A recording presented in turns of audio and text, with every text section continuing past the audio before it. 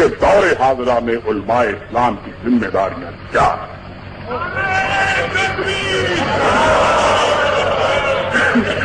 دوستو، مجھے افسوس ہے ایک بات کا کہ بعض لوگوں نے میرے بارے میں یہ غلط تصور قائم کیا ہے کہ میں اس قسم کی باتیں کرتا ہوں جس سے کسی کی طبیعت میں پرخاش پیدا ہوتی ہے، جس کے کسی کے ذہن میں جا کر کانٹا چپتا ہے، جس سے کسی کے دماغ میں جا کر لرزش پیدا ہوتی ہے، جس سے کسی کی طبیعت جھنجھلاتی ہے، جس سے کسی کے خیالات میں جا کر تنکر پڑتے ہیں۔ ایسی کوئی بات نہیں۔ میں آج کی تقریر اور میں جانتا ہوں کہ آج جو کچھ چلتا رہا ہے اس کے پیش نظر مجھے یہ کہنا چاہیے کہ آپ بھی میری تقریر کو غور سے سنیں، میرے خیالات کو غور سے سنیں۔ جو کچھ میں آج آپ کے سامنے کہوں گا بلکہ آپ سے زیادہ علماء کرام سے کہوں گا۔ میں کل بھی علماء کرام کے خیالات سننے کے لیے آیا تھا اور آج بھی علماء کرام کے خیالات میں نے سنے ہیں اور میں ان کے خیالات سے بڑی حد تک واقف ہوں، لیکن جب میں اس موضوع کو لے کر ان کے سامنے آیا ہوں اور میں یہ کہتا ہوں کہ میں اپنے دل و دماغ کی سرگزشت ان کے سامنے رکھنا چاہتا ہوں، تو میں ان سے یہ کہتا ہوں کہ میں اپنے ہم عمر نوجوانوں کے دل و دماغ کی سرگزشت ان کے سامنے رکھنا چاہتا ہوں۔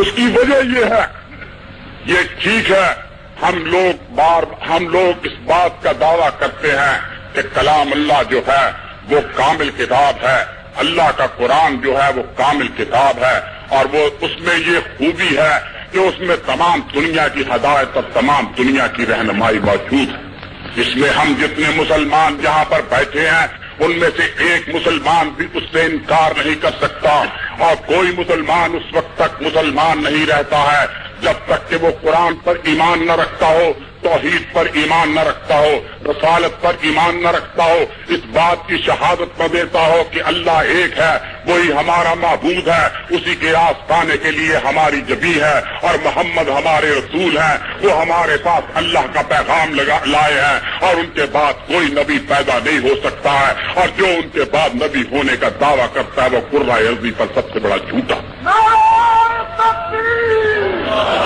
لیکن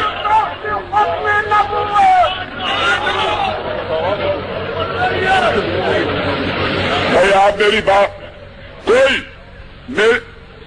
ذرا میرے خیالات آپ مجھے باندھ لینے دیجیے۔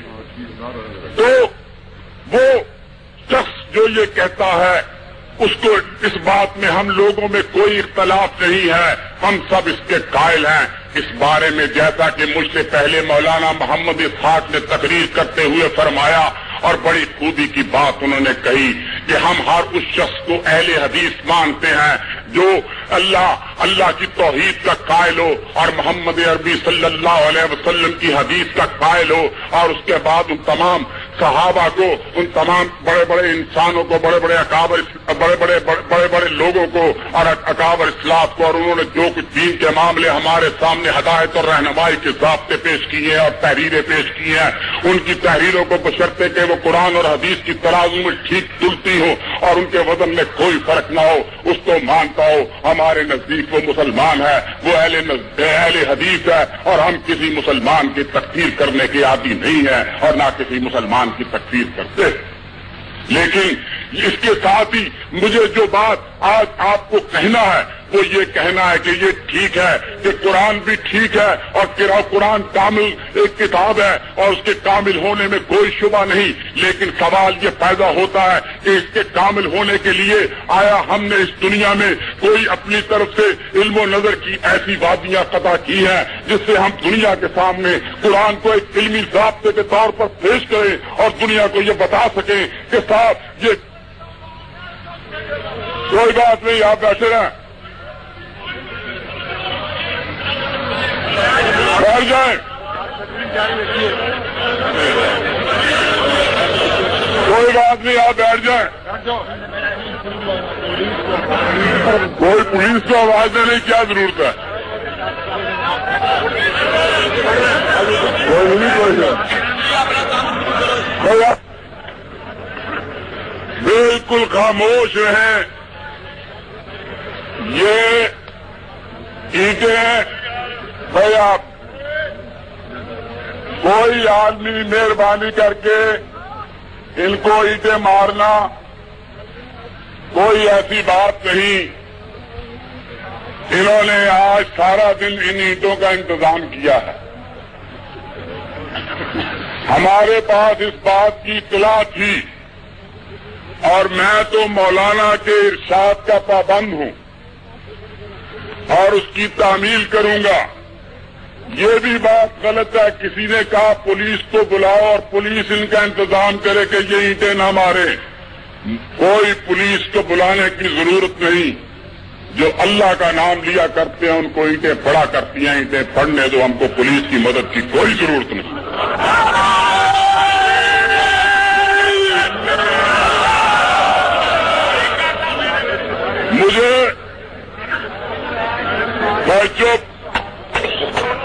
مجھے یہ بھی معلوم ہے میں کسی کو برا کہوں تو آپ مجھے فوراً روکیے گا.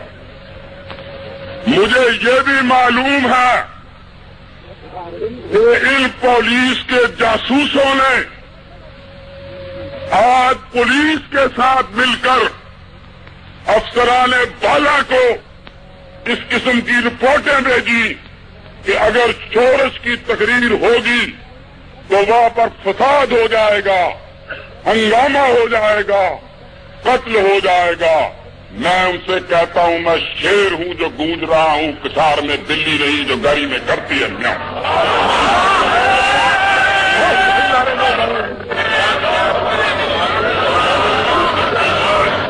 مجھے بچوں میں آپ کوئی لقمہ نہ دیں. کوئی یہ اگر مجھ کو چھیڑیں گے تو میں ان کو ننگا کروں گا اور اگر مجھ کو نہیں چھیڑیں گے تو میں اپنے موضوع کی بات کروں گا. اس سے ادھر ادھر نہیں. یہ کوئی پولیس سے کہنے کی ضرورت نہیں. اس علاقے کی پولیس کی مرضی ہے کام کرے, مرضی ہے کام نہیں کرے. کوئی مائی کا لال پیدا نہیں ہوا جو شورش کاشمیری کے جلسے کو درد پڑتا. میں اپنا انتظام خود گھر سے کر کے آیا ہوں. کوئی نہیں. سیدھی سادی بات ہے. تم جاؤ جو کام تم کرتے ہو جا کر سٹی کوتوالی میں مخبری کیا کرو اور اس کے بعد نمازیں پڑھایا کرو. تمہارا یہی کام ہے. تم نے شاہ اسماعیل کی مخبری کی, تم نے سید احمد کی مخبری کی, تم نے قاسم نانوتوی کی مخبری کی, تم نے رشید احمد گنگوئی کی مخبری کی, تم نے محمود الحسن کی مخبری کی, تم نے عبداللہ غزنوی کی مخبری کی, تم نے تم نے داؤد غزنوی کی مخبری کی. تم مطاع اللہ شاہ کے جاسوس رہے. تم سے بدتر مخلوق نہ دنیا میں پیدا ہوئی جنائندہ. کوئی پرواہ نہیں. تم اینٹیں برساتے ہو. یہ پولیس کے علم میں ہے کہ کس نے اینٹیں برسائی ہیں. اس کو آج اندر کرنا چاہیے ورنہ یہ لاہور کی فضا کو مقدر کر کے اس قسم کی باتیں یہاں پر نہیں چل سکتی. ہم تو سیدھی سادی بات کرنے کے لیے یہاں پر آئے ہیں کہ علماء کرام کا کیا فرض ہے, علماء کرام کو کیا کرنا چاہیے. علماء کرام, اور یہی میرا موضوع ہے, اسی پر میں بات کرنا چاہتا ہوں اور یہی میری بات کی آج کا عنوان تھا اور یہی رہے گا. میں سیدھی سادی بات میں کہتا ہوں آئیے اس گفتگو کو اسی پر لے آتے ہیں. دین اسلام 3 چیزوں سے عبارت ہے. اسلام 3 چیزوں کا مجموعہ ہے. اعتقادات کا, عبادات کا اور معاملات کا. اسلام 3 چیزوں کا مجموعہ ہے. اعتقادات کا, عبادات کا اور معاملات کا. اور میں کہتا ہوں یہ علماء کرام کے لیے ہے کہ سب سے پہلے اسلام کی بدنصیبی کا آغاز اس دن ہوا جب نیک روحوں نے تھک ہار کر اعتقادات اور عبادات کو الگ کر لیا اور معاملات کو الگ کر دیا۔ جس شخص نے اسلام میں سب سے پہلے دین اور ریاست کی تفریق کی، دین اور سیاست کی تفریق کی، اس نے بقول اقبال کے کہ جدا ہوتی سیاست سے تو رہ جاتی ہے چنگیزی، اس نے چنگیزی کی بنیاد رکھی اور اس کا نتیجہ یہ ہوا کہ مسلمان دو حصوں میں بٹ گئے۔ ایک وہ لوگ ہو گئے جن لوگوں نے جہاد کیا، جن لوگوں نے کلمہ حق بلند کیا، اور یہ قرون اولا کی باتیں ہیں، لیکن جب دیکھا کہ عبداللہ ابن زبیر جیسے کو بھی لٹکنا پڑتا ہے صلیب پر، اور جب دیکھا کہ علی بن زید کو بھی کہنا پڑتا ہے حجاج بن یوسف سے مخاطب ہو کر کہ تم اب اسی طرح ہم پر مظالم کرتے چلے جاؤ، لیکن یاد رکھو کہ ہماری مصیبت کے دن بھی تمہاری طاقت کے دنوں کی طرح جلد جلد گزر چلے جائیں گے۔ چنانچہ اس کا لازمی اور بدیہی نتیجہ یہ نکلا کہ جب یہ لوگ جن لوگوں نے صحابہ کی آنکھیں دیکھی تھی، تابعین کی آنکھیں دیکھی تھی، تبع تابعین کی آنکھیں دیکھی تھی، اور جن لوگوں نے جہاد کیا تھا اور جو اللہ کے نام پر تلواریں لے کر میدان میں آتے تھے، جو جہاد کے لیے میدان میں نکلتے تھے، جب انہوں نے دیکھا کہ ہماری سلطنت، ہمارے حکمرانوں نے خود ہی کیسر و کسرا کا دین اختیار کر لیا ہے، تو اس کے بعد انہوں نے اعتقاد اور عبادات کا معاملہ الگ کر لیا، اور اس اعتقادات و عبادات ہی سے تصوف کی بنیاد پڑی، اور لوگوں نے یہ سمجھا کہ سلطنتیں تو جو ہیں، جو سلطنتوں کے بھوکے ہیں ان کے حوالے کر دو، اور تصوف جو ہے جو عرب کے مزاج کے منافی تھا لیکن عدم کی پیداوار تھا، اس تصوف نے پیدا ہونے کے بعد ہمارے ملت میں ایک ایسا رخنا پیدا کر دیا کہ وہ رخنا آج چل کے جا ہے کہ ہمارے اعتقادات کی دنیا بھی خراب ہو چکی ہے اور ہماری عبادات کی دنیا بھی خراب ہو چکی ہے۔ چنانچہ یہ چیز چلتی چلی گئی، یہ چیز پھیلتی چلی گئی۔ اب میں اس سلسلے میں ظاہر بات ہے کہ یہ جب بات آگے بڑھی، لیکن یہ نہیں، اللہ کا دین اسی طرح چلتا رہتا ہے، حق کہنے والے اسی طرح آتے رہتے ہیں، پیدا ہوتے رہتے ہیں، حق جوان ہوتا رہتا ہے، حق دودھ پی کر پلتا رہتا ہے، اور حق دودھ بھی کس کا پیتا ہے؟ مشیت الہی کا دودھ پیتا ہے، وہ جوان ہوتا رہتا ہے، حق چلتا رہا۔ چنانچہ آپ دیکھیں کہ اگر قرون اولا میں ہم کو یہ بھی بات ہے، خود خلافت راشدہ کے زمانے میں اگر ابو ذر غفاری جیسی راست باز زبانیں اور ابو ہریرہ جیسی راست باز زبانیں ہم کو ملتی ہیں، تو پھر اس کے بعد امیر معاویہ کے دربار میں بھی ہم کو سچی زبانیں ملتی ہیں، اور اس کے بعد امویوں کی خلافت کے زمانے میں بھی ہم کو سچی زبانیں ملتی ہیں، اور ان سچی زبانوں ہی کا نتیجہ تھا کہ عمر بن عبدالعزیز ہمارے سامنے آتے ہیں، جس کے بارے میں اقبال کہتا ہے کہ ہوئی نہ عام جہاں میں کبھی حکومت عشق، سبب یہ ہے کہ محبت زمانہ صاف۔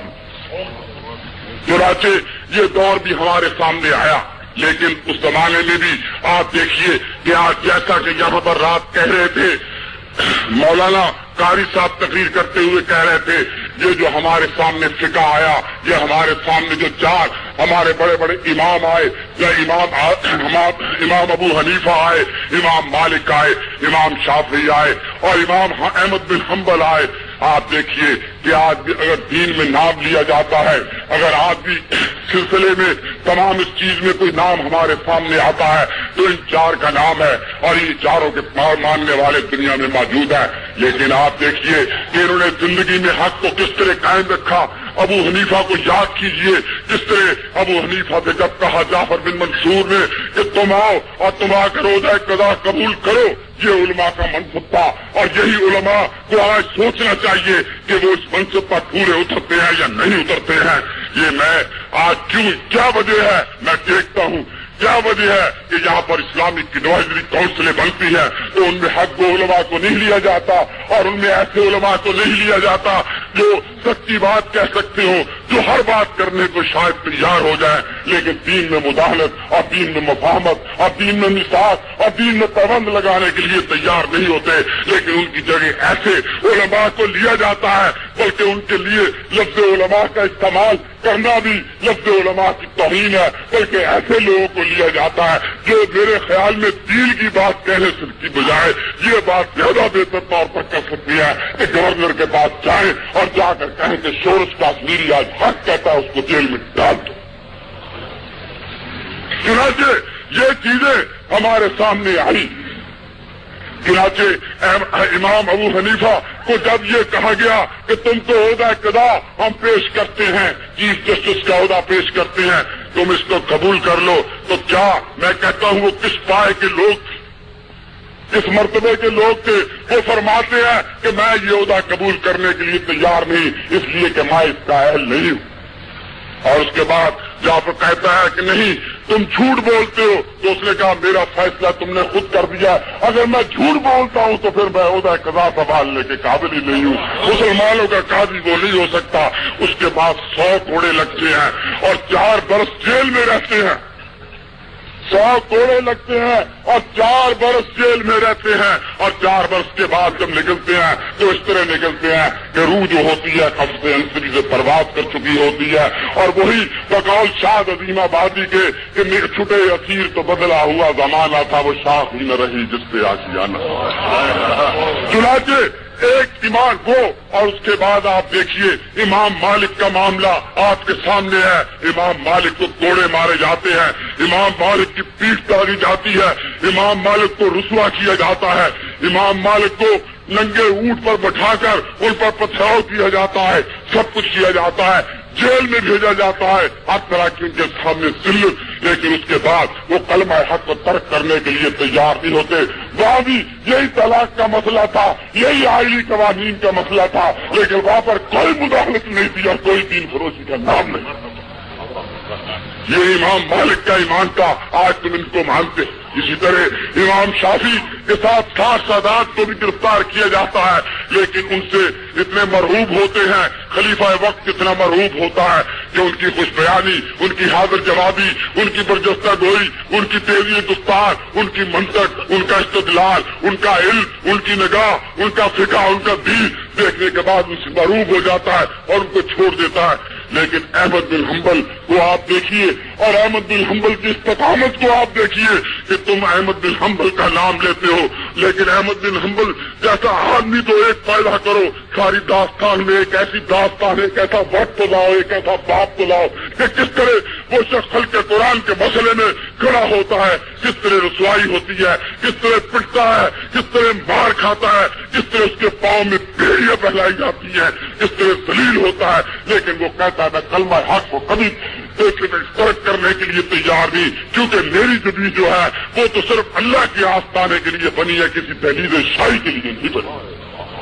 چنانچہ جب ہم ان کا نام لیتے ہیں، جب ہم ان کا ذکر کرتے ہیں، جب ان کو ہم سامنے لاتے ہیں، تو علماء کرام خود سوچے کہ یہ جب اس بات کی وراثت کا اعلان کرتے ہیں کہ ہم رسول اللہ کی مسرت کے وارث ہیں، اور ہم پھر اس کے بعد صحابہ کرام کے وارث ہیں، اور ہم اس کے بعد ان لوگوں کے وارث ہیں جن کو کہا جاتا ہے کہ وہ ہمارے ائمہ ہیں، ہم احمد بن حنبل کے وارث ہیں، ہم شافعی کے وارث ہیں، ابو حنیفہ کے وارث ہیں، امام مالک کے وارث ہیں، تو پھر سوچنا پڑے گا کہ آج جن لوگوں کی تم وراثت کا نام لیتے ہو انہوں نے دین میں کیا کیا، انہوں نے کیسے جہاد کیا، کیسے جدوجہد کی، اور کیا کوئی دین کو دیا۔ لیکن میں کہتا ہوں اے علماء کرام، اے میرے اکابر، اے ہمارے بزرگوں، اے ہمارے لٹے ہوئے قافلے کے رہنماؤں، سوچو اگر آج اسلام پرپ نہیں رہا اور اسلام کٹ رہا ہے، اگر اسلام چھٹ رہا ہے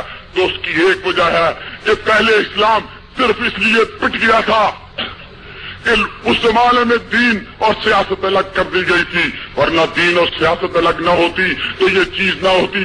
اور اس زمانے میں یہ تھی کہ اس زمانے میں اس قسم کے مسائل ہمارے سامنے نہیں آتے تھے۔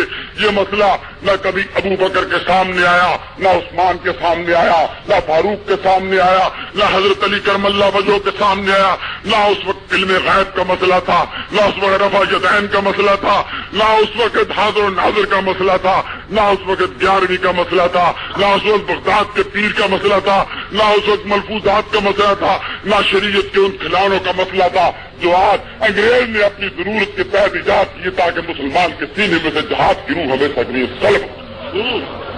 یہ کوئی مسئلہ اس وقت نہیں تھا، ایک جہاد کا مسئلہ تھا، اور یہ مسئلہ جب تھا مجھے یاد ہے، میں اب علماء کے سامنے ان واقعات کو بیان نہیں کرنا چاہتا، یہاں پر ایسے ایسے لوگ بیٹھے ہیں، یہ دیکھ کر میرے پاس کچھ ادبیات کا، کچھ تاریخ کا، کچھ فلسفے کا، کچھ صحافت کا، کچھ خطابت کا ایک تھوڑا سا اثاثہ رہ جاتا ہے۔ وہ بھی ایک طرف میرے مولانا بیٹھے ہیں، ایک طرف انہوں نے اپنے بڑے فاضل فرزند ارجمند بٹھا رکھے ہیں، اور میں سینڈوچ بن کر سوچ رہا ہوں کہ دوراہے پر کھڑا ہوں، سوچتا ہوں کس طرف جاؤں۔ ادھر میرے مولانا داؤد غزنوی ہیں، ادھر جناب ابو بکر بیٹھے ہیں۔ بہرحال میں اپنی بات کہنے کے لیے آیا ہوں، میں دل کے دروازوں پر دستک دینے کے لیے آیا ہوں اور دماغ کے دروازوں پر دستک دینے کے لیے آیا ہوں، اور بقول مولانا ابوالکلام آزاد کے اس اعلی جہیر الصوت کے ذریعے میری آواز اس کونے سے اس کونے تک پھیل سکتی ہے، مشرق کے دامن کو چھو سکتی ہے، مغرب سے ہم آغوش ہو سکتی ہے، شمال کی بلندیوں تک جا سکتی ہے، اور جنوب کی پہلائیوں تک جا سکتی ہے، سرا کی پستیوں میں اڑ سکتی ہے، سرا کی پستیوں میں اٹھ سکتی ہے، اور سریا کی بلندی تک پہنچ سکتی ہے۔ لیکن اے عزیزان ملت، میں تم سے پوچھتا ہوں، تم مجھ کو بتاؤ کہ تمہارے دل اور دماغ کے درمیان کتنا فاصلہ، تاکہ کوشش کروں کہ اپنی آواز کو وہاں تک پہنچاؤں۔ دوستو، آج یہ سوال ہے، چنانچہ آپ دیکھیے کہ جب میں جہاد پر زور دیتا ہوں، اس وقت یہ کوئی مسئلہ نہیں تھا، ذرا گرم پانی، کوئی یہ مسئلہ نہیں تھا، مسئلہ صرف اتنا تھا کہ آیا جہاد سب پر مقدم تھا، اور چنانچہ آپ نے دیکھا ہوگا کہ جب ذرا گرم پانی جہاد کا مسئلہ تھا، اور صرف یہ مسئلہ تھا، صرف آپ دیکھیے کہ جب سرور کائنات صلی اللہ علیہ وسلم گزار وصال فرما گئے، اور تو اس وقت ابو بکر نے جو اعلان رضی اللہ تعالیٰ عنہ جو اعلان کیا وہ یہی کہا تھا کہ جو زکات نہیں دے گا میری تلوار اس سے زکات لے گی۔ ان چیزوں پر زور دیا جاتا تھا، یہ نہیں کہ جو 11ویں نہیں دے گا میں اس کو کافر بنا دوں، کوئی مسئلہ نہیں، لیکن کہا کہ جو زکات نہیں دے گا میری تلوار اس سے زکات لے گی۔ یا صدیق اکبر نے اپنے بیٹے سے پوچھا کہ تو اس دفعہ جہاد میں شریک کیوں نہیں ہوا؟ تو انہوں نے کہا کہ میری شادی کو 4 دن ہوئے تھے، اور میری شادی کی وجہ سے میں نہیں جا سکا۔ تو انہوں نے کہا تو اپنی 4 دن کی شادی کی وجہ سے جہاد میں شریک نہیں ہو سکا، تو نے اللہ کے حکم کی نافرمانی کی ہے، یا اپنی بیوی کو جا کر طلاق دے دے۔ چنانچہ جب ابو بکر صدیق کے بیٹے نے اپنی بیوی عاتقہ کو طلاق دی، اور اس کے بعد ان کا وہ اشعار کہ کتنے خوبصورت چہرے ہوتے ہیں جن کو فرض کے لیے جدا کرنا پڑتا ہے، تو آپ اس کا اندازہ نہیں کر سکتے کہ وہ ابو بکر کا بیٹا تو اللہ کے راستے میں جہاد نہ کرنے کی وجہ سے اپنی محبوب بیوی کو طلاق دیتا ہے، تو تم ان لوگوں کے بارے میں کیا کہتے ہو جو اسماعیل کو جہاد کرنے کی بنا پر کافر کہتے ہیں؟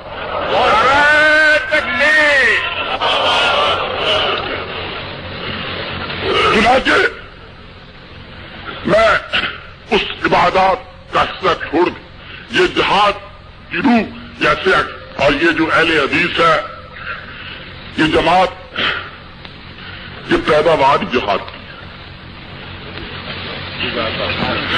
اہل حدیث جماعت، میں اہل حدیث نہیں ہوں،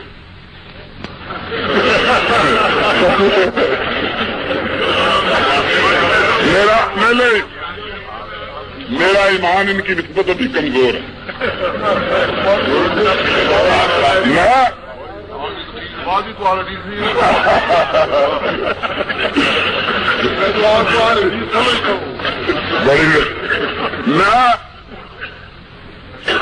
میں ابھی آپ جی میری 3 کتابیں دے دو، ذرا 3 کتابیں دے ہی دو، تھوڑا جہاں مولوی ہو گیا جی۔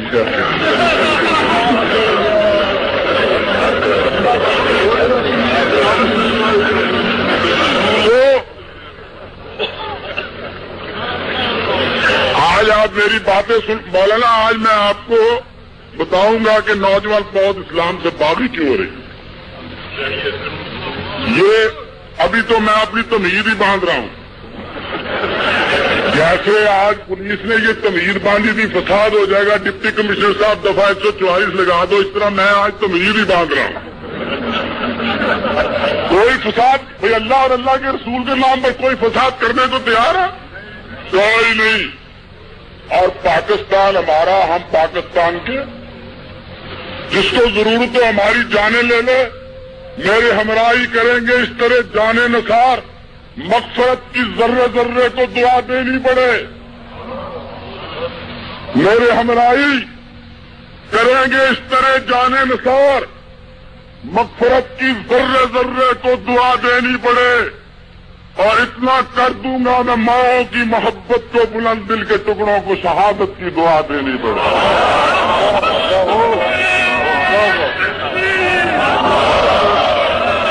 اتنا کر دوں گا علامہ صاحب میں ماؤں کی محبت کو بلند, اتنا کر دوں گا میں ماؤں کی محبت کو بلند, دل کے ٹکڑوں کو شہادت کی دعا دینی پڑے. اور خاک ارض پاک سے ایسے اٹھاؤں گا شہید جن کے مدفن کو زمین کربلا دینی پڑے.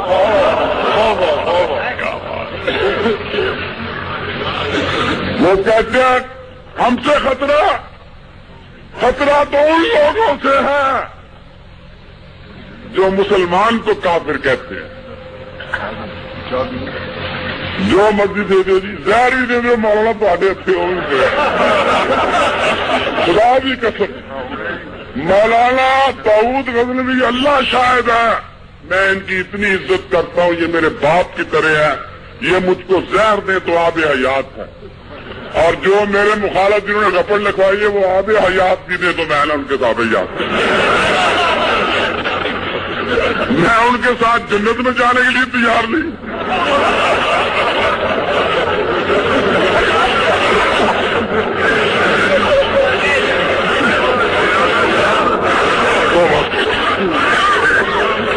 جنت ہی نہیں.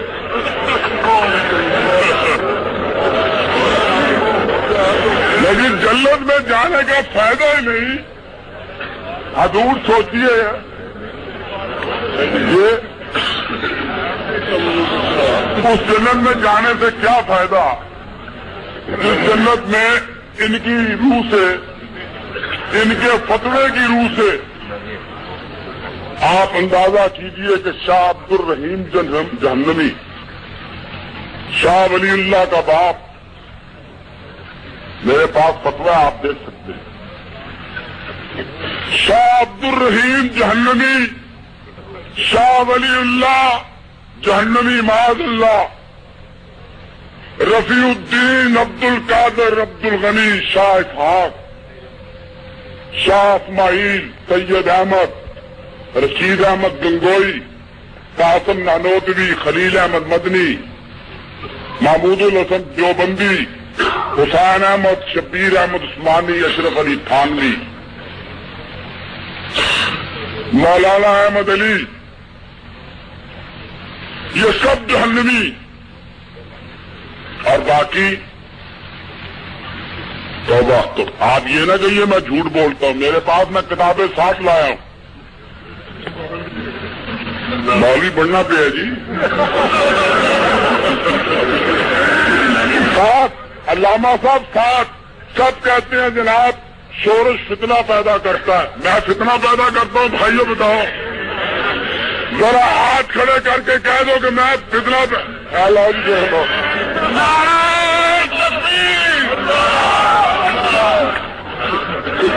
خدا کے لیے سچی رپورٹ لکھنا, تم کو قیامت کو جواب دینا پڑے گا. سچی رپورٹ لکھنا. میں سچ بات کہ یہ تو 4 جاسوس یوں ہی جا کر کہتے ہیں بیچارے شریف افسروں کو تنگ کرتے ہیں. 4 جاسوس ہیں لاہور میں, 4 جاسوس. میں نام کیا لینا, میں نہیں ان کا نام اس وقت لے سکتا. اس وقت میں بابوزو ہوں تو ایسے نام نہیں لیا کرتا تھا.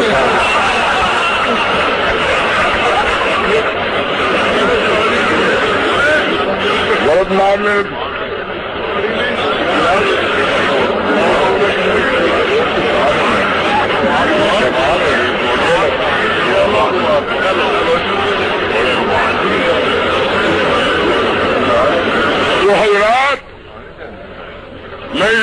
بعد میں صاحب آپ بیٹھ جائیں، بھائی میرے بیٹھ جائیں، مجمع بڑا ہے، بڑا مجمع ہے، یہ مجمع خدا اس کو سلامت رکھے اور مولانا داؤد کو سلامت رکھے، ان کی بدولت ہمیں بھی اس مے خانے میں داخل ہونے کا اور خم لگا دے میرے منہ سے تیرے مے خانے کی خیر، ایک دو جام جساکی میرا کیا ہوتا ہے۔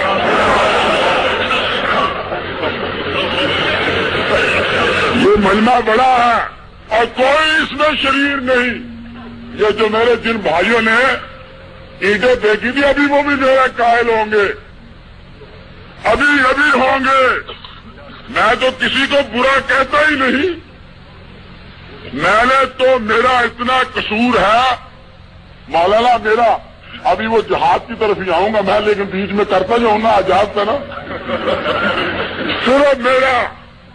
صرف اتنا میرا قصور ہے کہ میں نے کہا لائل پور میں کہ بھائی یہ سارے کافر، ان کو کافر نہ کہو، لوگ کیا کہیں گے، اس پاکستان کے لیے، اس مملکت خدا داد کے لیے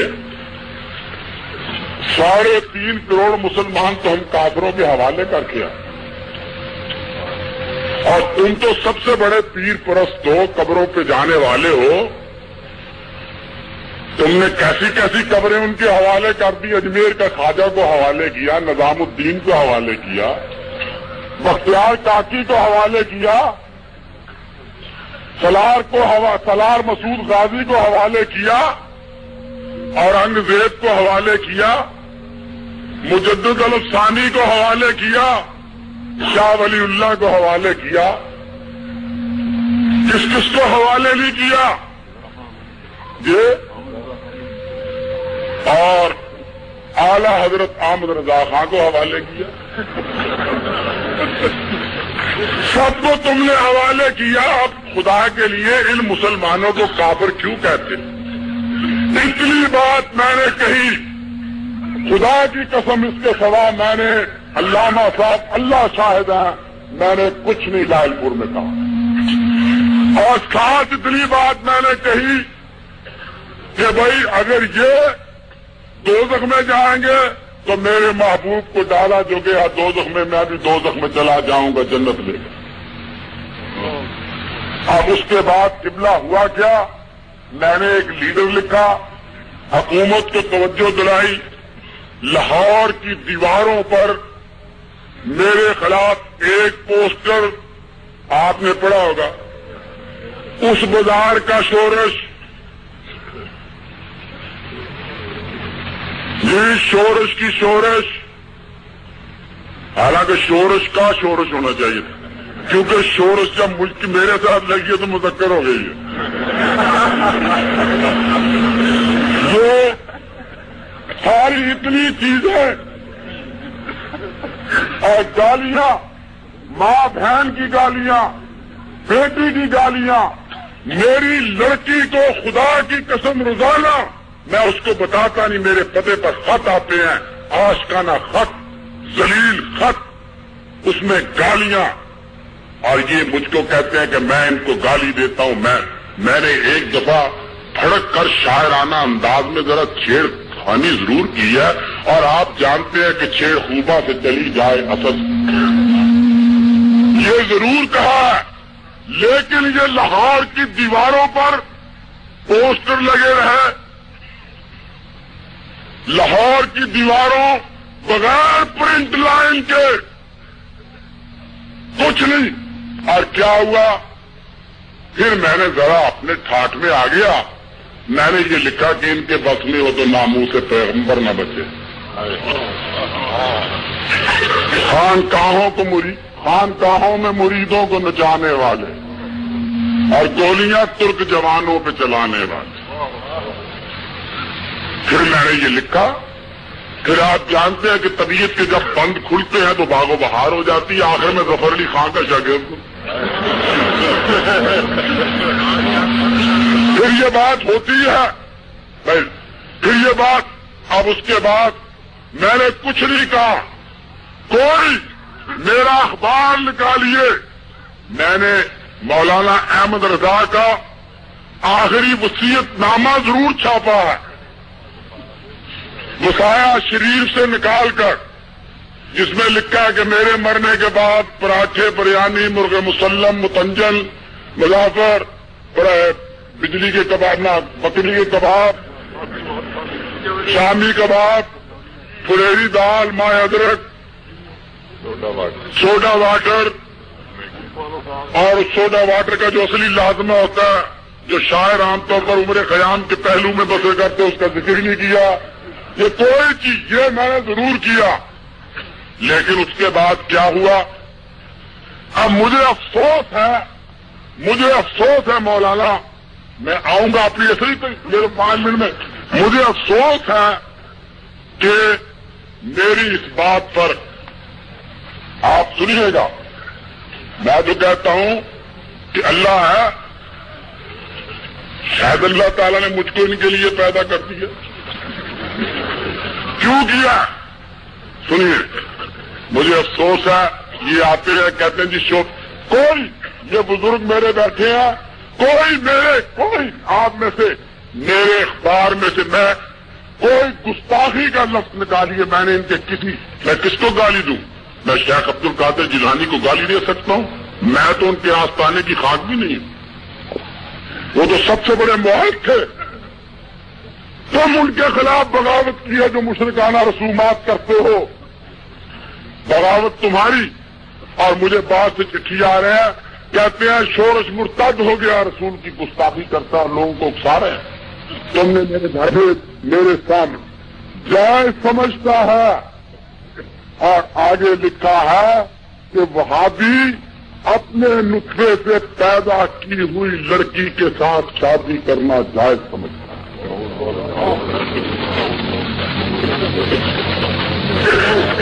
یہ کتاب میرے پاس ہے. کوئی صاحب اس کو پڑھ لیں.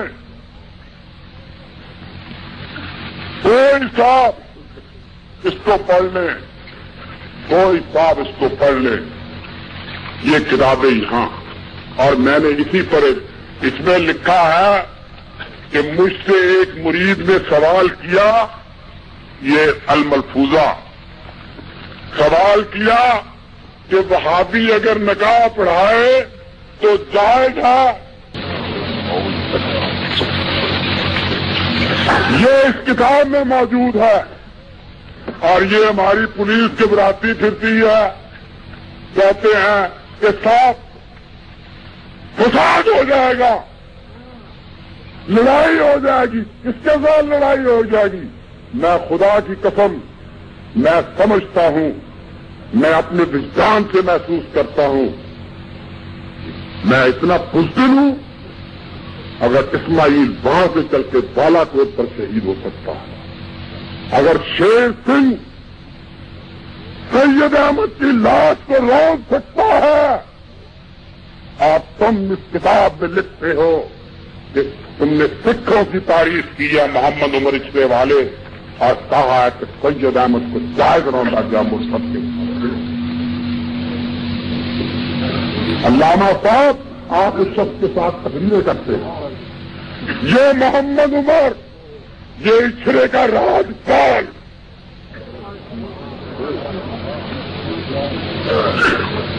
کیوں مذہب سے قوم کیوں باغی ہو رہی ہے. مذہب سے مولانا اس لیے باغی ہو رہی ہے کہ یہ لکھا ہے کہ وہابیوں کے نزدیک اپنے نطفے کی لڑکی سے نکاح جائز ہے. وہابیوں کے نزدیک بجو کھانا جائز ہے. یہ اس میں لکھا اور اسی میں یہ لکھا ہے کہ احمد ہائے ہائے ہائے ہائے کتاب کا نام بھی بتاتا ہوں. یہ دوسرا رنگیلا رسول ہے.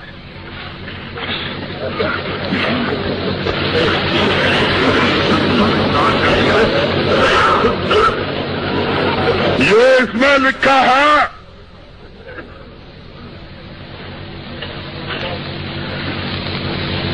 اسماعیل نے یہ کتاب ہے مقیاس حنفیت. یہ اچھلا کے محمد عمر اچھلا نے چھاپی ہے اور مولانا محمد بن عبد الوہاب، اگر اس کی ایک سطر بھی میں اپنی طرف سے پڑھوں اور جھوٹی ہو تو خدا کی قسم آپ کو اختیار حاصل ہے کہ مجھ کو 500 جوتے مارنا۔ یہ علامہ صاحب یہ آپ کے ساتھ بہت تقریریں کرتا ہے۔ یہ محمد بن عمر، یہ محمد عمر اچھرے والا، یہ اس نے یہ کتاب چھاپی ہے 2 سال 3 سال پہلے۔ یہ کہتا ہے کہ اسماعیل نے سیاسی موقع سوچا کہ سکھوں کے برخلاف اعلان جہاد کر کے مسلمانوں کو اپنی فوج بنا کر حکومت وہابیہ قائم کی جائے، اور لیکن اللہ کریم نے اسماعیل اور سید احمد کو کی کامیابی الاعمال بالنیات کے اصول سے منظور نہ تھی، لہذا سکھوں کے مقابلے میں شکست فاش دلوا دی اور سکھوں کے ہاتھ سے قتل کروا دی۔ یہ شخص جب یہ لکھتا ہے اور پھر اس کے بعد یہ شخص یہ کہتا ہے کہ میں کہتا ہوں کہ دین کیسے پیدا ہوگا، اس سے فلسفے کو دیکھتا ہے، اس سے دانش کو دیکھتا ہے، وہ اگر یہ کتاب پڑھتا ہے، پڑھنے کے بعد کہتا ہے کہ میں اسلام قبول کرنے سے انکار کرتا ہوں، تو اس میں اس کا کیا کرتا ہے؟ تم اس کو کیسے روک سکتے ہو؟ اور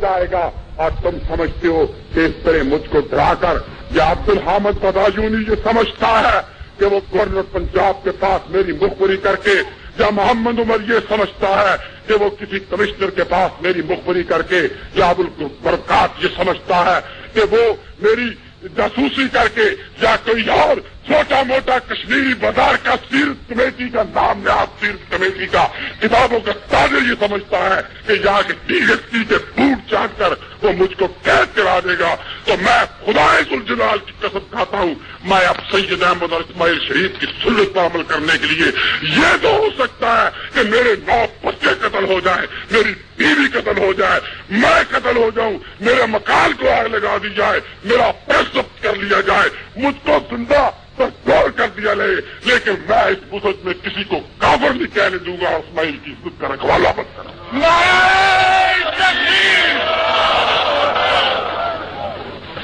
کوئی ایسی بات نہیں ہو سکتی ہے، اور تم اس قسم کی باتیں کرتے ہو،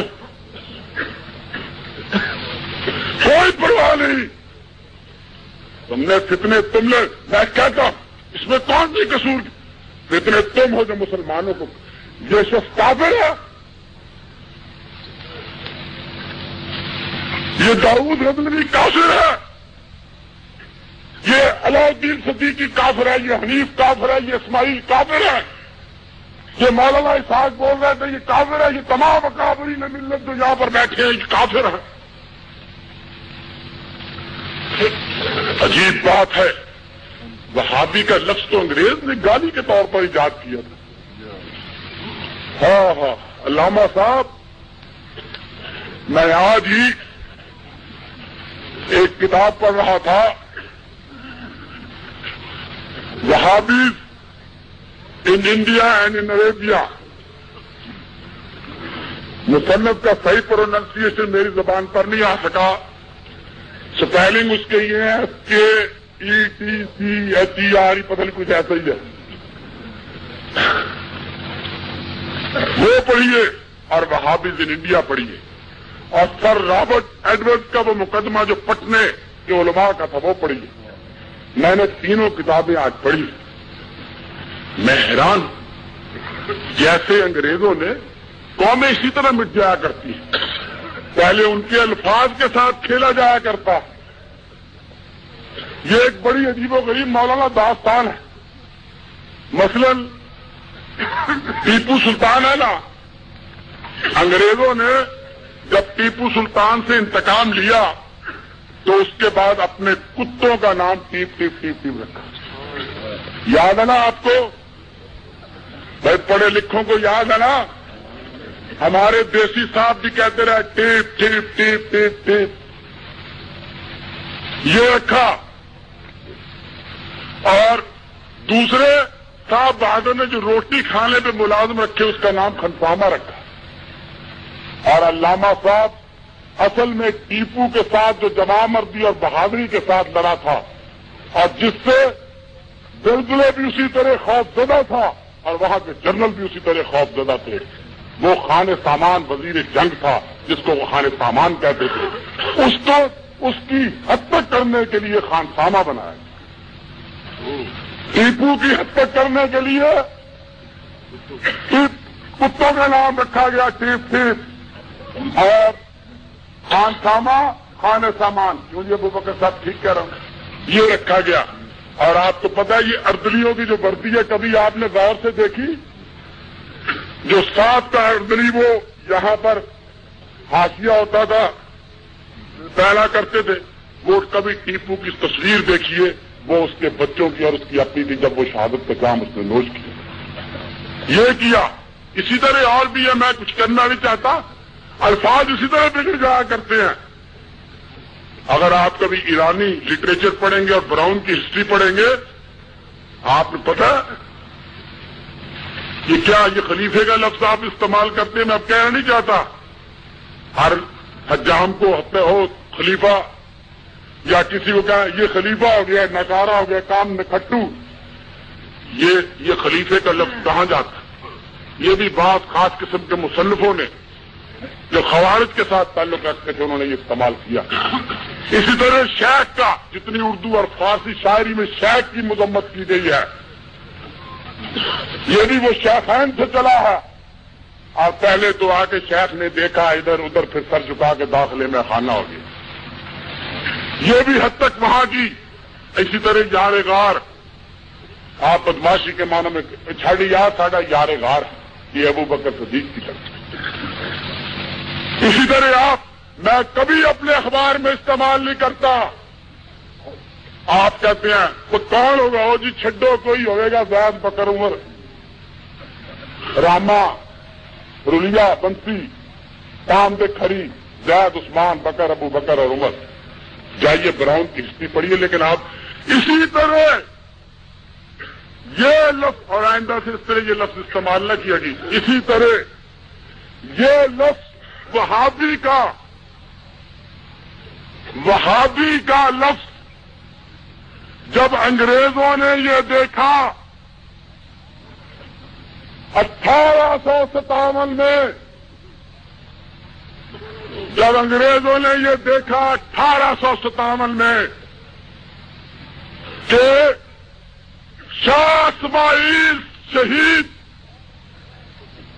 رحمت اللہ علیہ اور سید احمد شہید رحمت اللہ علیہ کے بقیت السیف اور ان کے نام لیوا مسلمانوں میں سے جہاد کی وہ جو جذبہ ہے، وہ ولولہ اور پاک پن ہے، وہ نہیں جانے دیتے، تو پھر وہ ساری چیزیں جب ڈیولپ کرتی چلی گئیں، سن 1857 اس کے بعد علماء صادق پور کا مقدمہ، پٹنے 5 مقدمے، مالدہ کا، پٹنہ کا، امبالہ کا، صادق پور کا، اور ایک اور مقدمہ مجھے یاد نہیں، جس میں مولانا یحییٰ علی کو پہلے پھانسی کی سزا دی گئی، پھر یہ لکھا گیا، لکھنؤ کا، ٹھیک کہا آپ نے، پھانسی کی سزا دی گئی، پھر یہ لکھا گیا کہ یہ پھانسی کی سزا سننے کے بعد پھانسی کی کوٹری میں اس کا وزن بڑھ گیا. ہائے ہائے، پھانسی کی کوٹری میں اس کا وزن بڑھ گیا ہے. اور مولانا یحییٰ علی لکھتے ہیں کہ جب پھانسی کی کوٹری میں ان کو لگایا گیا اور وہاں لے جا کر ان کی داڑھی جو تھی مونڈ دی گئی، اور مونڈنے کے بعد ان کی داڑھی ان کے پاؤں میں پھینک دی گئی، تو وہ اپنی داڑھی کے بال اٹھا اٹھا کے روتے جاتے تھے اور کہتے جاتے تھے کہ تو مجھ سے بازی لے گئی، شکر کر کے اللہ کے راستے میں تو کٹ گئی اور میں اس کی انتظار تو اللہ کے راستے میں کٹ گئی ہے. اور میں اس کے انتظار میں ہوں. یہ مقدمہ، پھر اس کے بعد یہ مجاہدین کی جنگیں، پھر جنگ امبیلا، یہ بڑی جنگیں، انگریز اس سے سخت پریشان. اور یہ جو 2 کتابیں میں نے 3 آپ کو بتائی ہیں، میں نے اپنے پاس رکھی ہیں. ان کتابوں کو پڑھیے اور اس کی تفصیلات میں جائیے. خود لکھتا ہے W ہنٹر کہ بھائی وہابی، ہاں ہمارے ہندوستانی مسلمان ہیں اور انڈین مسلمان، کہ وہابی ہونا بڑا مشکل ہے. یہ شہادت گہ الفت میں قدم رکھنا ہے. لوگ آسان سمجھتے ہیں مسلمان ہونا. یہ شہادت گہ الفت میں قدم رکھنا ہے. لوگ آسان سمجھتے ہیں مسلمان ہونا.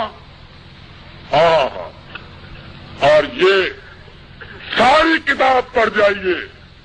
ایک ہی انگریز کہتے ہیں کہ یہ وہابیوں کے ہاتھ سے ہم اہل حدیث، وہابی کا لفظ بعد میں آیا، اور کیوں آیا، کیسے آیا، یہ ایک عجیب و غریب بات ہے، بعد میں آئے گی. گالی کے طور پر آیا. یہ انگریزوں نے گالی بنایا، جیسے بنانے والوں نے خلیفے کا لفظ گالی بنایا، زید عمر بکر بنایا، یار غار بنایا، شیخ بنایا. جیسے بنانے والوں نے خان سامہ بنایا، ٹیپو بنایا، اسی طرح وہابی کا لفظ انگریزوں نے گالی بنایا. اور جس کو وہابی کا، حالانکہ حقیقت تو یہ ہے کہ محمد بن عبد الوہاب اور شاہ اسماعیل شریف کے حج کا جو زمانہ ہے، ان میں دونوں کی ملاقات کا کوئی مورخ کہتے ہیں کہ ملاقات ہی زمانہ ہی بول. کیوں آیا اور پھر کیسے فتوے؟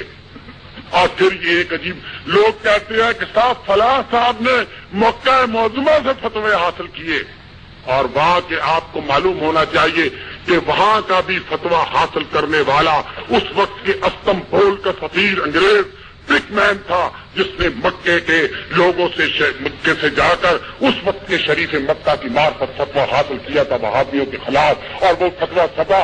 یہاں پر فتویٰ دینے والے واجد علی شاہ کے دربار کے لوگ تھے جو ایک خاص مذہب کے ساتھ تعلق رکھتے تھے.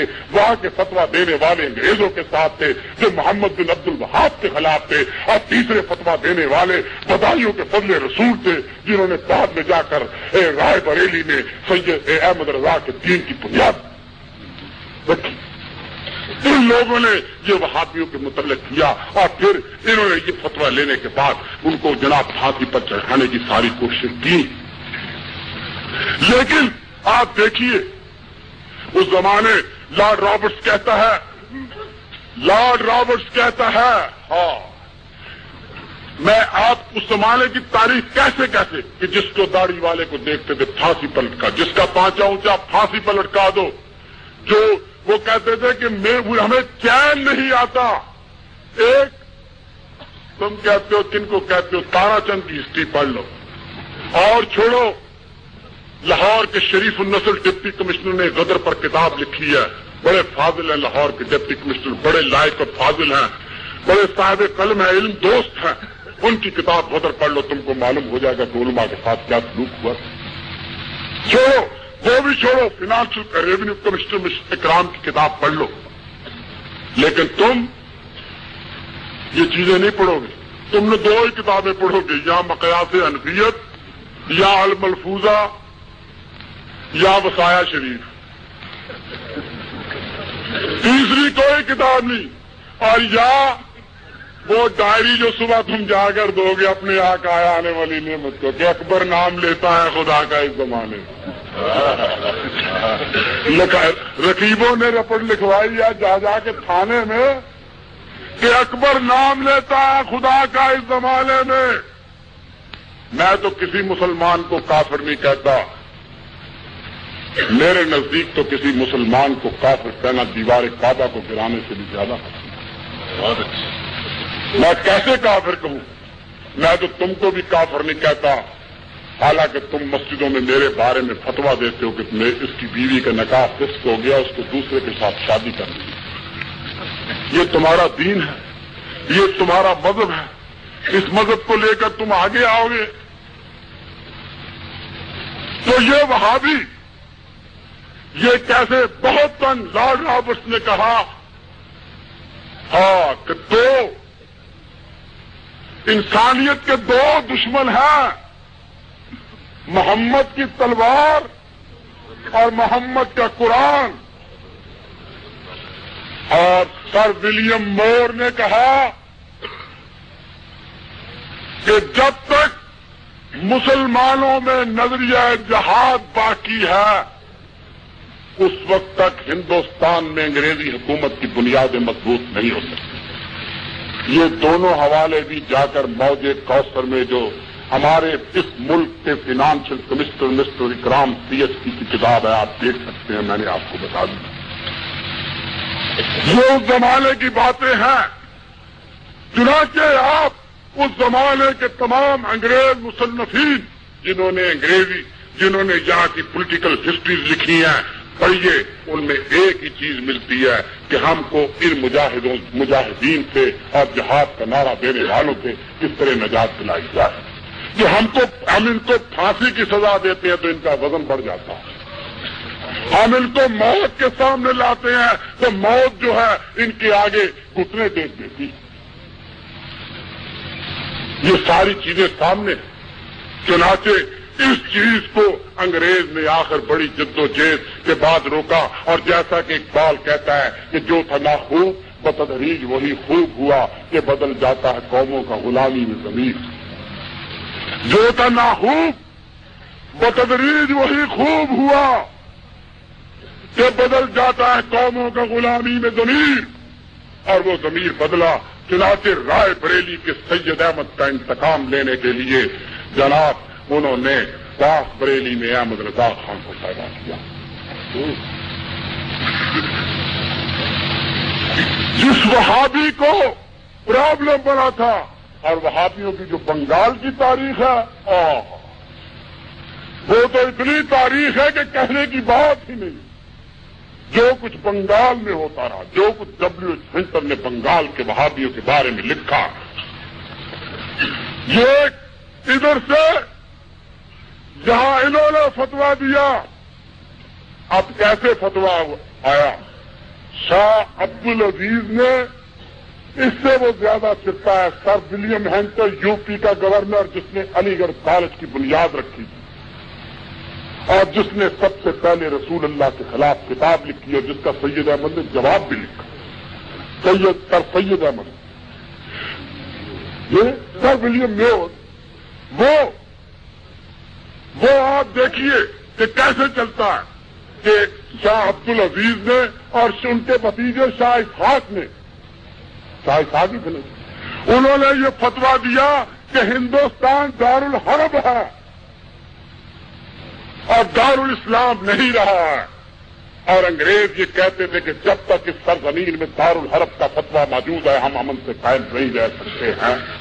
چنانچہ اس بات کو کرنے کے لیے جن لوگوں نے یہ فتویٰ دیا ان میں محمد علی بادشاہ مصر والے تھے جو اس وقت آپ جانتے ہیں ترکوں کے خلاف عرب تھے، اور وہاں پر بھیج کر وہی محمد بن عبد الوہاب کے نام پر وہاں بھی دارالحرب کو دارالاسلام ہونے کا فتویٰ لیا گیا. اور وہ چند علماء آئے اور یہاں سے ان کی بات پر دارالحرب ہونے کا فتویٰ لیا گیا کہ یہ دارالاسلام ہے، جن میں ایک بعد میں احمد رضا تھے، پہلے فضل رسول تھے، یا پھر وہ خان بہادر ان کا نام بھول گیا ان کے والد تھے، اور یا پھر کلکتے کے بعد علماء تھے، اور یا واجد علی شاہ کے دربار کے بعد مجتہد تھے جن کا نام دینا اس وقت میں ضروری نہیں سمجھتا. ان لوگوں نے یہ فتوے دیے اور آج یہ کہتے ہیں کہ ان فتووں کی روح سے شاہ اسماعیل کافر ہے اور فلاں کافر ہے اور فلاں کافر ہے.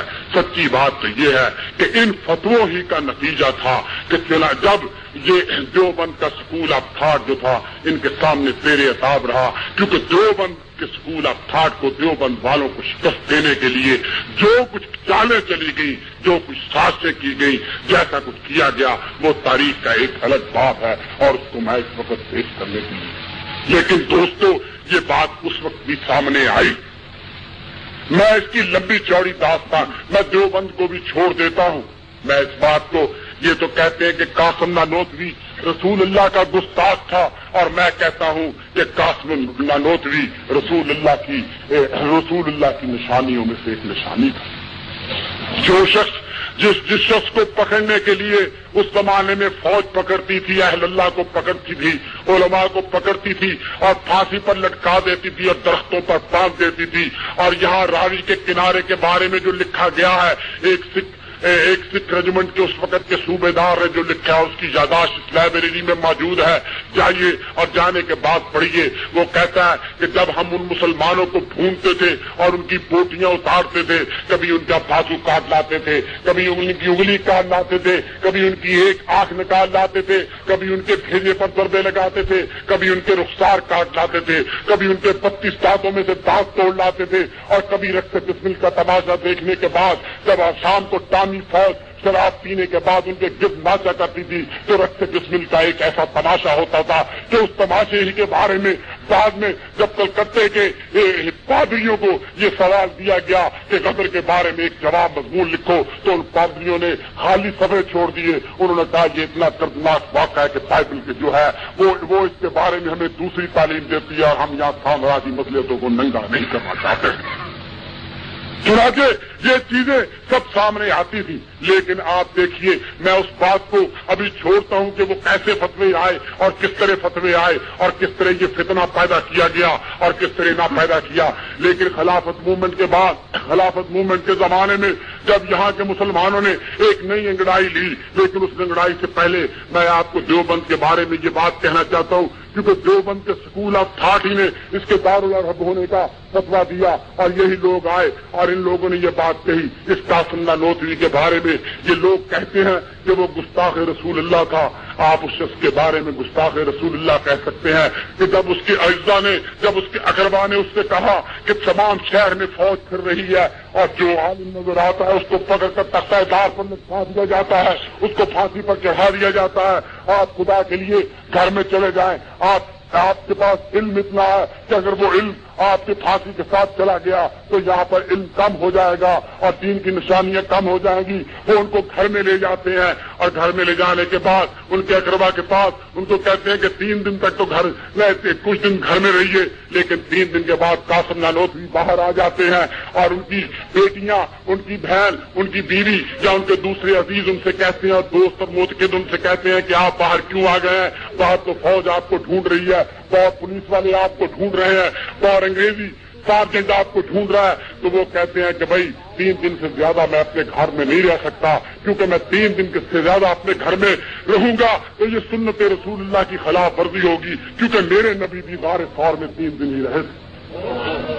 جو شخص اس کے رسول میں اتنا ہو کہ 3 دن سے زیادہ اپنے گھر میں رہنے کے لیے تیار نہ ہو، اگر اس کو محمد عمر اچھلے کا کافر کہتا ہے، ملعون کہتا ہے، مرتد کہتا ہے، اور یہ کہتا ہے کہ اس کے پیروکاروں سے نماز پڑھانے سے بہتر ہے، اور اس کے بعد وہ پولیس کے پاس جا کر شکایت کرتا ہے، تو میں یہاں کے حکام سے، یہاں کی حکومت سے یہ کہنا چاہتا ہوں کہ اس ملک میں ہم غیرتی کی زندگی اب بسر نہیں کرنا چاہتے ہیں۔ تم مرزا بشیر الدین محمود کے متعلق لکھا جاتا ہے تو ضبط کر لیتے ہو، تم فانی آقاؤں کے بارے میں لکھا جاتا ہے تو ضبط کر لیتے ہو، تم اور حاکموں کے بارے میں لکھا جاتا ہے تو ضبط کر لیتے ہو، تو جن کے ساتھ ہماری عاقبت ہے، جن کے ساتھ ہمارا دین ہے، جن کے ساتھ ہمارا علم ہے، ہمارا اسلام ہے، اگر ان کے بارے میں یہ لکھا جائے گا اور تم ہم کو کہے گا کہ ہم مداحلت کریں تو ہم قیامت کے دن اللہ کو کیا جواب دیں گے؟ ہم تمہارے ساتھ جواب دے کر قید ہونے کو تیار ہیں، لیکن اللہ کے سامنے رسوا ہونے کو تیار نہیں۔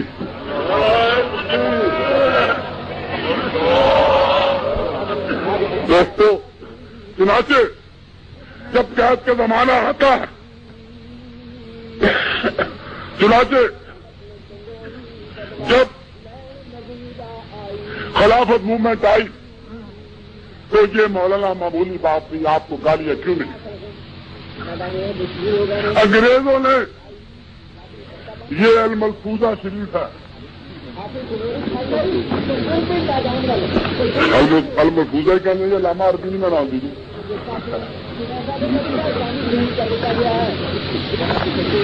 یہ میں تو نام مدد سے ہی لوں گا، یہ اس کا اول ہے ملفوظات حضور پر نور اعلیٰ حضرت، یعنی یہ اعلیٰ حضرت میری بات سمجھ میں نہیں کبھی آئی. ویسے میں آدمی سے پوچھتا ہوں، رسول اللہ کے نام کے ساتھ بھی حضرت محمد رسول اللہ، حضرت صدیق اکبر، حضرت عثمان غنی، حضرت فاروق اعظم، حضرت علی کرم اللہ وجہ، اسی طرح امہات المومنین کے حضرت عائشہ، حضرت خدیجہ بیٹی کے ساتھ حضرت فاطمہ، لیکن یہ اعلیٰ حضرت ہماری سمجھ میں نہیں ہے. سچی بات ہے، یہ اعلیٰ حضرت ہماری سمجھ میں نہیں آئی کہ یہ حضرت سے اعلیٰ حضرت کیا ہے. یہ حضرت سے اعلیٰ حضرت کیا ہے. اس میں اور ان کی ایک کتاب ہے، انہوں نے فتویٰ دیا، ہاں وہ انگریز تو چلا گیا لیکن اپنی ضروریات چھوڑ گیا. ہاں انگریز نے علامہ صاحب ہمیں بڑے بڑے تحفے دیے ہیں، بڑے بڑے تحفے دیے ہیں انگریز نے، نبی ہمیں دیے. انگریز دو ہی چیزوں سے گھبراتا تھا، یو پی میں سید احمد کی اولاد یہ کہتی تھی، اہل حدیث یہ کہتے تھے کہ یہ دارالاسلام نہیں دارالحرب. اس کو دارالحرب کہنے کے لیے یو پی میں احمد رضا پیدا کیا گیا، اور پنجاب میں سستے سپاہی پیدا کرنے کے لیے جہاد منسوخ کیا گیا اور مرزا غلام احمد کو پیدا کیا. وہ انگریز تیرے قربان، باستر ولیم مور نے احمد رضا پیدا کیا، یا مائیکل ایڈوائر کے جد امجد نے غلام احمد پیدا کیا، اور مکے میں کرنل لارنس نے شریف حسین مکہ پیدا کیا. تاریخ بس اس سے گھبراتے ہیں. میں ان کو یہ کہتا ہوں کہ یہ انگریزوں کے ایجنٹ ہیں، اور ہیں. ابھی ثابت کرتا ہوں 5 منٹ میں، 5 منٹ میں جب خلافت کی تحریک چلی اس وقت تو مسلمانوں میں کوئی اختلاف نہیں تھا نا. علامہ اقبال جیسا اللہ تعالیٰ ان کی قبر پر اپنے انوار برساتا رہے.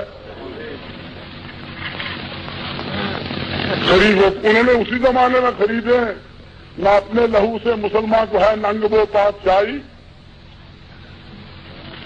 خلافتی کرنے لگا تو گدائی. سب اس سے محمد علی، محمد علی جسے کہا تھا قتل حسین اصل میں مرگ یزید ہے، اسلام زندہ ہوتا ہے کربلا کے بعد. اور جس نے یہ بھی کہا تھا آنکھیں بھرائی جب نہ رہا کوئی آسرا، آئی خدا کی یاد مگر نہ خدا کے بعد.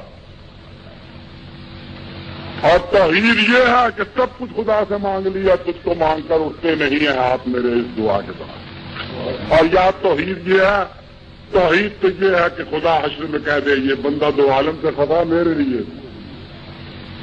یہ انسان سب اکٹھے تھے، فرنگی محل، ندوہ، دیوبند اور اس کی تمام شاخیں، مولانا محمد علی، شوکت علی، ابوالکلام، یہ سب لوگ امرتسر میں اس پودے کی آبیاری کرنے والے. ہمارے شاہ جی بھی ان کے نزدیک کافر ہے. غور کرو، جو شخص ساری زندگی ختم نبوت کے لیے لڑتا رہا، ہائے ہائے آج وہ بھی کافر ہے. ایک دال گرا کے چوک میں ایک 1.5 قامت کا ایک ملا ہے، وہ بھی کہتا ہے کافر. مولوی منقع،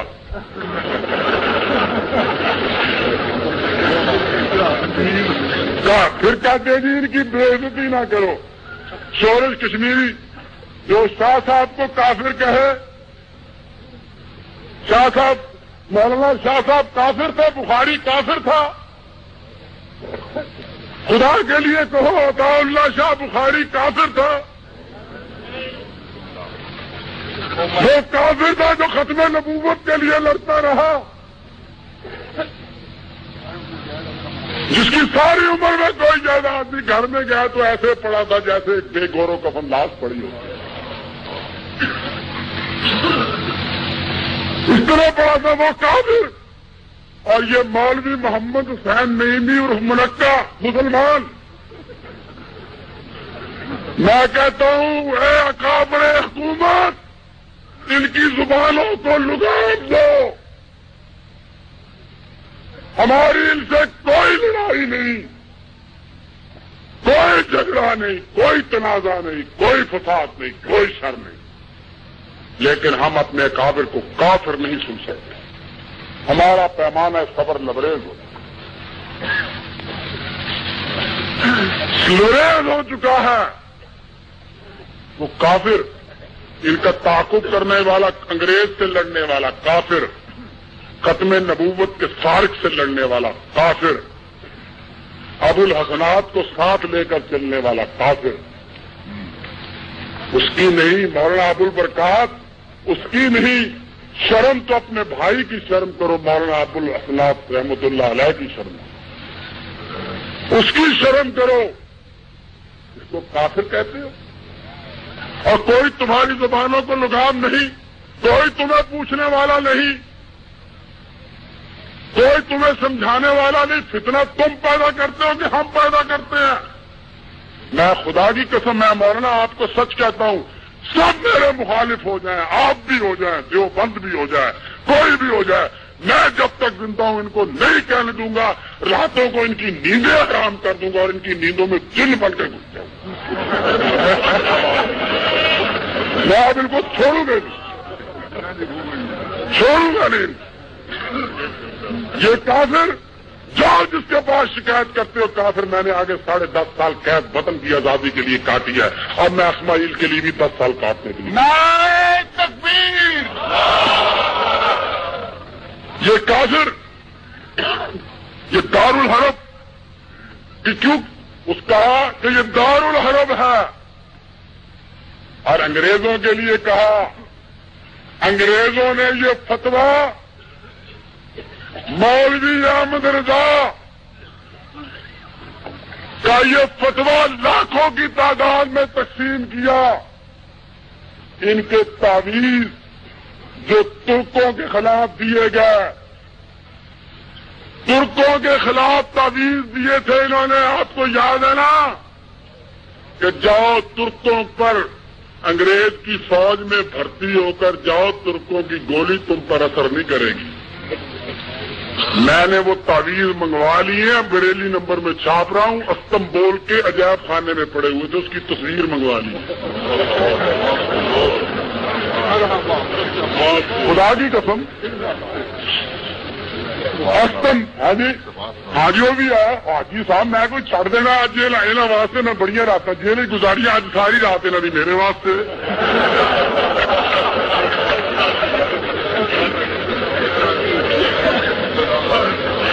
ہاں بھائی، میں نے منگوایا ہے تعویذ استنبول کے عجائب گھر سے، میوزیم سے، جو تم نے اپنے مریدوں کو دیے تھے. جاؤ گیلی پولی پر لڑو، قسطنطنیہ میں لڑو، استنبول میں لڑو، انقرہ میں لڑو. ابھی آتا ہوں جی. لڑو، اور خلیفۃ المسلمین کی بیٹی کو اس کے محل میں بالوں سے پکڑ کر بازاروں میں گھسیٹو. ہو سکے تو بنارس سے مصطفیٰ صغیر کو مصطفیٰ کمال کے قتل کرنے کے لیے بھیجو. داؤد غزنوی کو وہابی کہتے ہو، اس نے کہا جبیرۃ العرب کے لیے لڑنا ہمارا فرض اور فوج میں بھرتی ہونا حرام. بغداد پر گولی چلی، شاہ عبد القادر کا غلاف پھاڑا گیا. انہوں نے کہا جنہوں نے غلاف پھاڑا ہے وہ جہنمی ہے، اور تم نے انگریز کی خوشنودی کے لیے یہاں شیخ للہ شیخ عبد القادر کا نعرہ پیدا کیا. تم نے ان کا جرم یہ قرار دیا کہ تم عبد القادر کے عبد البغداد کے لیے کیوں لڑتے ہو. یہ اپنے ابن تیمیہ کی سنت پر لڑے تھے، جس طرح وہ تتاریوں کے حملے پر لڑا تھا، اس طرح یہ انگریزوں کے حملے پر لڑے. نعرہ تکبیر! اور تم نے یہاں کہا شیخ للہ عبد القادر کہتے ہو کہ نہیں کہتے ہو.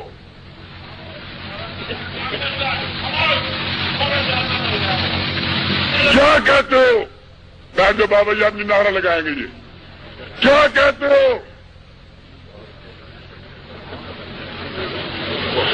یہ اس کے لیے لڑے. ہاں. اور کب فتویٰ دیا؟ جب انہوں نے کہا علامہ صاحب کہ جزیرہ العرب کی تباہی میں حصہ لینا ہمارا کام نہیں. جب خانہ کعبہ کا غلاف جلایا گیا، جب مہدی سودانی کی لاش کو اکھاڑا گیا اور خرطوم کے دروازے پر لٹکایا گیا، جب شام کے بازاروں کو خون مسلم سے رنگین کیا گیا، یہی فتویٰ تھا نا خلافت تحریک میں. یہاں پر جس پر حسین احمد پر محمد علی پر کراچی میں مقدمہ چلا تھا، جب یہ کیا گیا تو تم نے کہا نہیں، میرے پاس سپاس نامہ ہے، وہ بھی خاص نمبر میں چھاپ رہا ہوں. انہوں نے سپاس نامہ اڈوائر کو دیا تھا کہ آپ نے ترکوں کے ساتھ جو سلوک کیا ٹھیک کیا، کیونکہ انہوں نے قرآن سے بغاوت کر کے فساد فی الارض کیا تھا. وہ میرے پاس فتویٰ بھی وہ بھی چھاپوں گا. ہاں، اگر حکومت کو مخبری کر کے پرچہ ضبط کرا دو، مجھے جیل میں بھجوا دو، جب رہا آؤں گا پھر تمہارے پیچھے. میں گیا وقت نہیں ہوں کہ کبھی عالم جنوری تو ہے میری جہاں تو دسمبر میں ہوں. چھوڑوں گا نہیں میں تم کو تاکہ محمد عمر، ابو البرکات، فیاض الحسن شاہ اور سردار احمد لائل پوری، یہ 4 فتنے ہیں، یہ لکھ کر نہ دیں کہ ہم نہیں یار ہوتے ہیں کہاں ہیں ان چھڈو. وہ بدھو میاں بھی حضرت گاندھی کے ساتھ ہیں.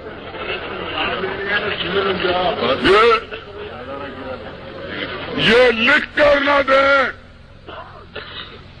کہ ہم ان کو کافر نہیں کہتے، ہم ان کو کافر نہیں کہتے، ہم ان کو مسلمان ہی سمجھتے. یہ لکھ کر نہ دیں، ورنہ ہائے تم نے انگریزوں کو فتویٰ دیا اور بچ کر جاؤ. مولانا ہائے میں تو سچی بات ہے ان 4 اماموں کا جن کا ذکر کیا، ابو حنیفہ، احمد بن حنبل، شافعی اور مالک، میں تو ان کی خوبیوں کا مرقع ایک اور شخص میں پاتا ہوں جس کا نام ابن تیمیہ.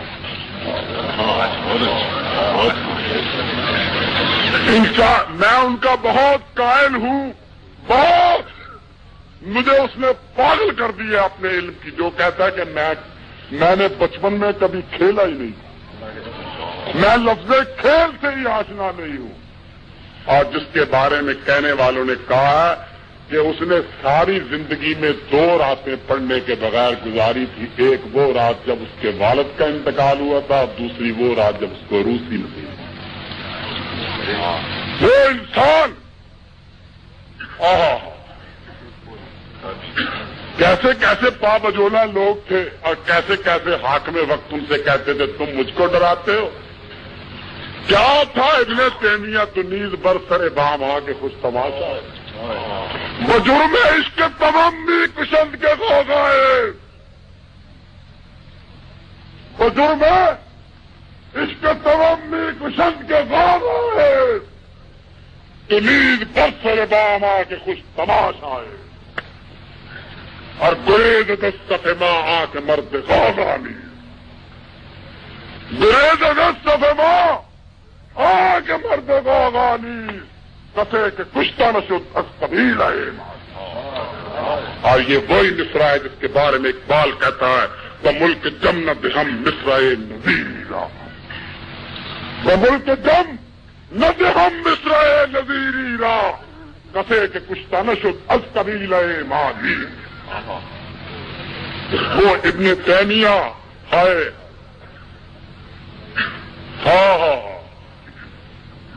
تم کو کچھ شرم کرنی چاہیے. یوں تو تھی شرم پیمبر کی انہیں بھی، لیکن دل میں ڈرتے تھے کہ ناراض کہیں کام نہ ہو، دل میں ڈرتے تھے کہ کہیں لاڈ منزل رضی اللہ تعالیٰ عنہ نہ ناراض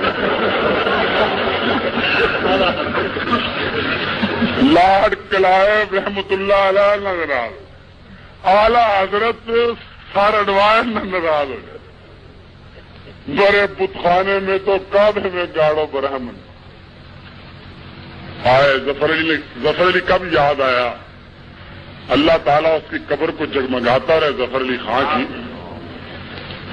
اس نے کہا تھا آپ کہتے ہیں پرایوں نے کیا ہم کو تباہ، آپ کہتے ہیں پرایوں نے کیا ہم کو تباہ، بندہ پرور کہیں اپنوں ہی کا یہ کام نہ ہو۔ آپ کہتے ہیں پرایوں نے کیا ہم کو تباہ، بندہ پرور کہیں اپنوں ہی کا یہ کام نہ ہو۔ اور یوں تو ہے شرم پیمبر کی انہیں بھی، لیکن دل میں ڈرتے ہیں کہ ناراض کہیں کام نہ ہو۔ اور اس مسلمان کو 100 بار ہے کافر اچھا، مولانا اس مسلمان سے 100 بار ہے کافر اچھا جس مسلمان کے پیش نظر انجام نہ ہو۔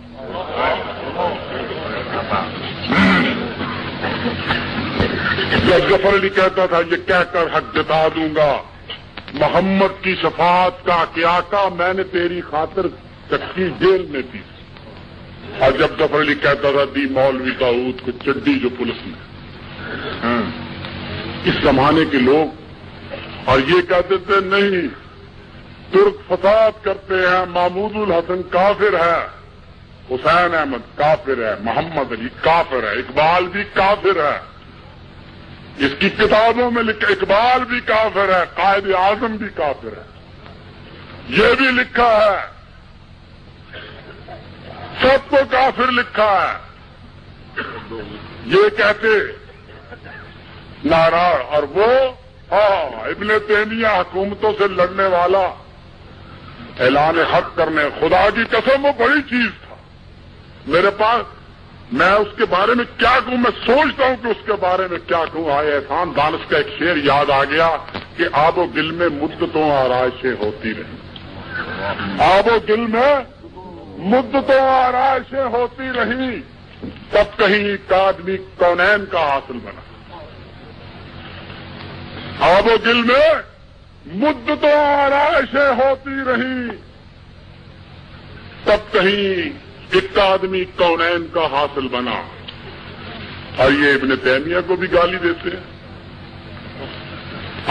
ابن تیمیہ جب بغداد پہ تاتاریوں نے حملہ کیا، ہائے ہائے ہائے ہائے، اور احمد رضا تجھ کو اس وقت نہ یاد آیا جب جزیرۃ العرب کے لیے یہ لڑ رہے تھے، تم فتویٰ لے آئے کہ ترک فسادی ہیں، خلافت موومنٹ حرام ہے، انگریز کی فوج میں بھرتی ہو کر جانا حلال ہے، اور اس کے لیے یہ تعویذ لے جاؤ، اس کی گولی تم پر اثر نہیں کرے گی۔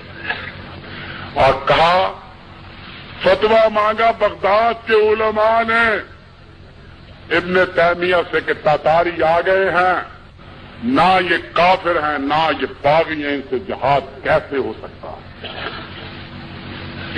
یہ کہتے ہیں کہ ہم مسلمان ہیں، آپ ان سے جہاد کی کیسے؟ تو ابن تیمیہ کہتے ہیں کہ ٹھیک ہے، نہ یہ کافر ہے نہ یہ باغی ہیں، لیکن یہ خوارج کے حکم میں آتے ہیں اور یہ فتنہ برپا کرتے ہیں۔ میں تم کو خدا کی قسم کہتا ہوں ان سے جہاد کروں، اور یاد رکھو کہ اگر ابن تیمیہ سر پہ قرآن رکھ کر تتاریوں کی فوج میں شامل ہو جائے تو تم اس کا بھی سر اٹھا۔ یہ تھا دین۔ سچی بات تو یہ ہے کہ ہمارے علماء کرام نے حق کہنا چھوڑ دیا، دعوت و عزیمت چھوڑ دی ہے۔ کسی کے سینے میں احمد بن حنبل کا دل نہیں، نہ مالک کا دل ہے، نہ ابن تیمیہ کا دل ہے، نہ مجدد الثانی کا دل ہے۔ لوگ اب بھی قید ہوتے ہیں، لیکن علامہ صاحب جہاں شاہ جہاں کی طرح قید ہو کر تاج محل سامنے رکھتے ہیں، کوئی مجدد الثانی کی طرح قید ہو کر گوالیار قلعے میں حق نہیں بلند کوئی حق نہیں بلند کرنا چاہتا۔ کوئی کچھ نہیں کہنا چاہتا.